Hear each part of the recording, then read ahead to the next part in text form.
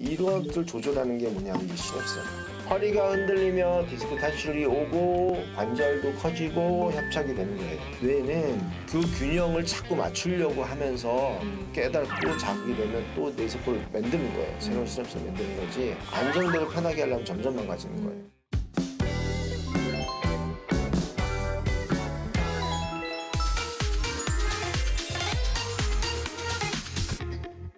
안녕하세요. 의사들과 대화하는 여자 의대녀 이진입니다. 자, 오늘도 지난 시간에 이어서 허리 통증에 대해서 이야기 나눠볼게요. 네, 역시나 안강 선생님 모셨고요.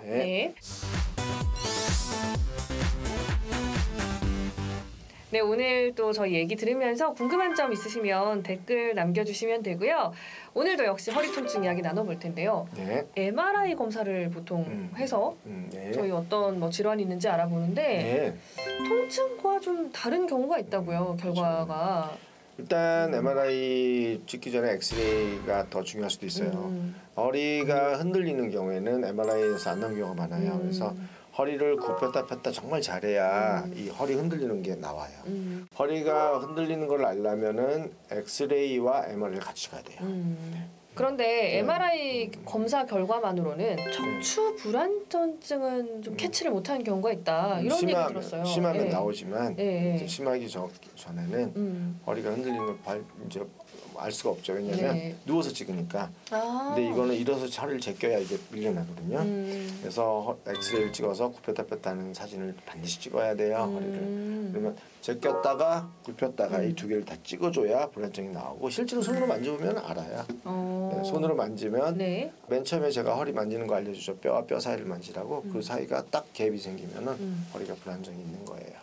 그러면 오늘은 척추 불안전증에 대해서 얘기를 좀 나눠볼 텐데 이 용어 자체가 생소하신 분들 있으실 것 같거든요. 정확하게 좀 정의를 내려주신다면. 이게 이 척추는요, 이 척추에 작은 근육들이 굉장히 많이 붙어 있어요. 그래서 이게 1mm만 바뀌어도 이 근육들이 다 신호를 보내요, 머리에다가. 그럼 이 머리에서 신호를 받고 다시 위치를 세팅을 해요. 그래서 이게 예를 들어서 내가 이렇게 있었어요. 그런데 허리가 이렇게 있었어요. 이렇게 있는데 허리 모양을 이렇게 바꿔요.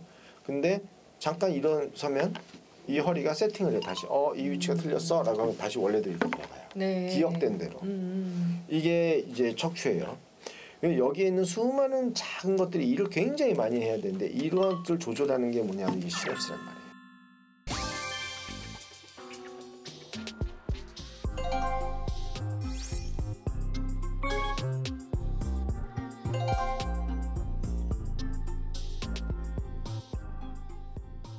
시냅스가 줄어들면 이것의 미세한 조정 능력이 타격을 받아요. 그러면 이게 같이 굽혔다 폈다 할 때 이게 흔들리게 돼요. 불안정하게 돼요. 그 다음에 목이 점점 심해지면 이게 앞이나 뒤로 뼈가 밀려나요. 여기 보시면 아까 하나가 밀려났다 그랬죠.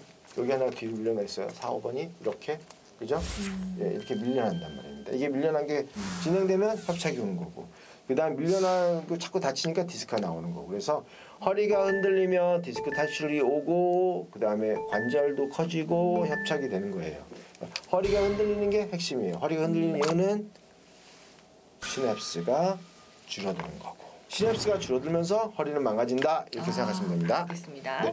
그러면 허리 디스크와 구분할 수 있는 증상이 있을까요? 그러니까 근본적으로 같은 병이라고 생각하셔야 돼요. 허리가 흔들리고 관절이 망가지고, 허리도 관절염이 옵니다.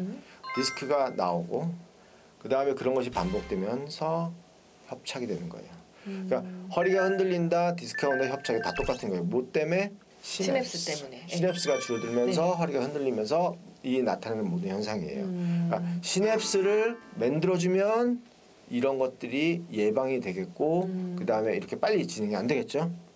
시냅스를 예방하는, 만들어주는 방법은 빨리 걷기. 빠르게 걷기. 근데 제대로 걸어야 됩니다. 제대로.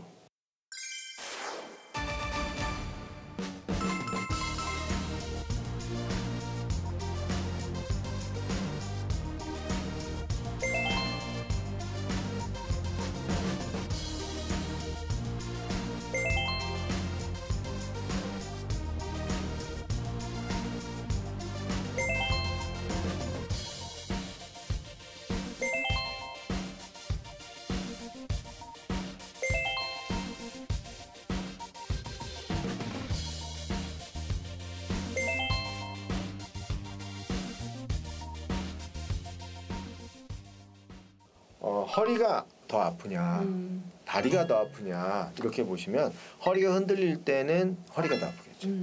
그 다음에 협착이 진행되면 다리가 더 힘이 빠지거나 아프겠죠.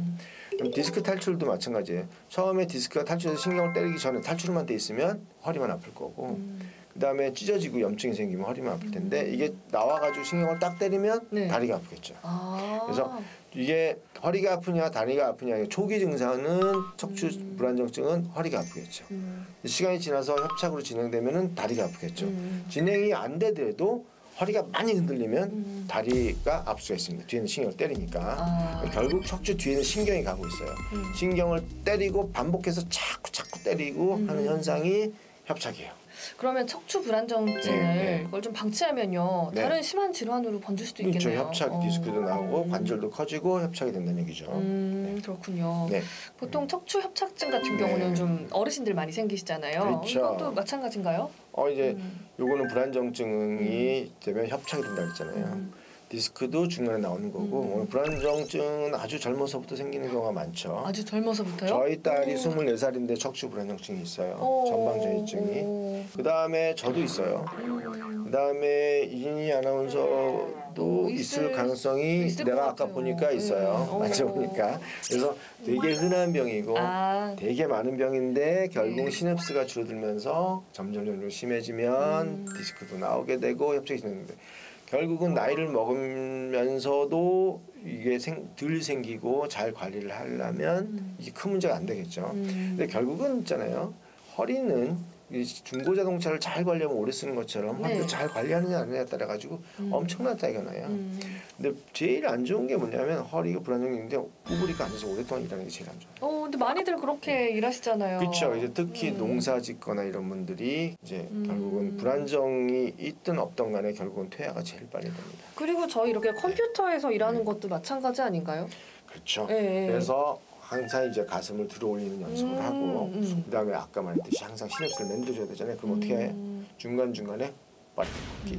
하루에 한 번 정도는 시속 8km 정도까지 올려서 걸어야 되는데 시속 8km를 걸려면 굉장히 연습을 해야 돼요. 맨 처음에 6.5부터 시작해서 제대로 걷는 자세가 나오면 그 다음에 6.6, 6.7 이렇게 해서 최소한 3개월은 걸어야 뇌에 새로운 시냅스가 생기고 그 시냅스가 8km까지 적응하도록 만들어요. 그러니까 최소 젊은 사람도 3개월, 나이 든 사람은 3년 걸리겠죠.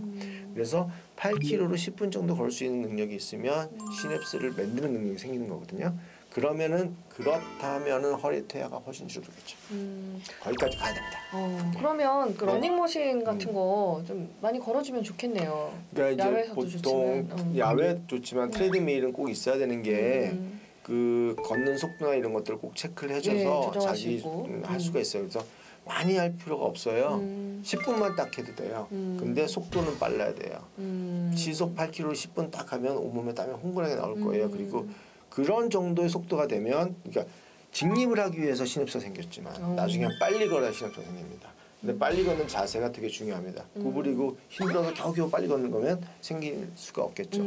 제가 항상 그 트레드밀 이런 데 가면 그 호텔이나 뭐 이런 데나 헬스클럽이나 이런 데 이제 보잖아요. 그러면은 이게 자꾸 걸으시는 분이 되게 많아요. 맞아요. 옆에 이렇게 자꾸 의미가 없죠. 그거는 시냅스를 만드는데 조금도 도움이 안 될 것 같아요. 괜히 고생 많으시고. 왜 그렇게 하시는지 잘 모르겠어요. 그냥 힘드니까. 뭐 그렇게 하다가도 뛰고도 하셔야 될 것 같은데. 왜냐하면 뇌는 그 균형을 자꾸 맞추려고 하면서 뇌가 이러면 안 되겠구나 안 깨닫고 자극이 되면 또 뇌세포를 만드는 거예요. 새로운 시냅스를 만드는 거지. 안정되고 편하게 하려면 점점 망가지는 거예요. 그래서 아까 말씀드렸죠.